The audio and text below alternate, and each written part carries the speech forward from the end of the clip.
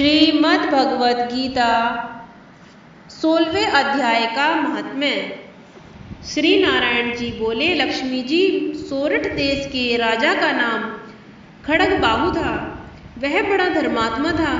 उसके हाथियों में एक मस्त हाथी था। उसकी धूम मच रही थी। वह महावतों को पास न आने देता था। जो महावत उस पर चढ़ता था उसे वह मार देता था। राजा ने उसको पकड़ने वाले आदमी को इनाम देने की आज्ञा दी थी। हे लक्ष्मी, उस हाथी को किसी ने नहीं पकड़ा। एक दिन हाथी नगर में उपद्रव कर रहा था। सामने से एक साधु चला आया। लोगों ने उस साधु से कहा, हे संत जी, यह हाथी आपको मार डालेगा। साधु ने नेत्र पसार कर देखा तो हाथी ने सूंड से साधु की चरण वंदना की तथा खड़ा रहा।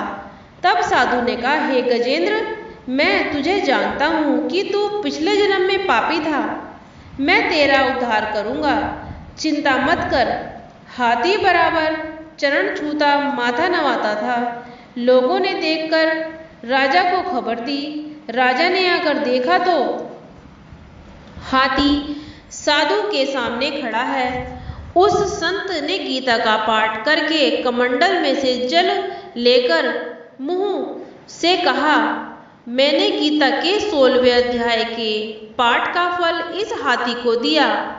इतना कह जल छिड़कने से हाथी की देह छूटी और उसने देवदेही पाई और विमान पर चढ़कर वैकुंठ को गया।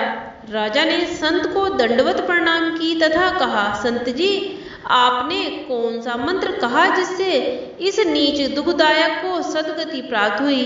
संत ने कहा, मैंने गीता का 16वां अध्याय के पाठ का फल इसे दिया है। नित्य ही मैं पाठ करता हूँ। राजा ने पूछा, पिछले जन्म में हाथी कौन था?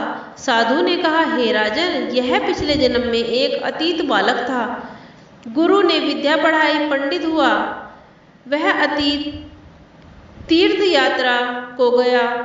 पीछे उसकी प्रभुता बहुत बढ़ गई। अच्छे अच्छे सत्संगी उसके दर्शन को आने लगे।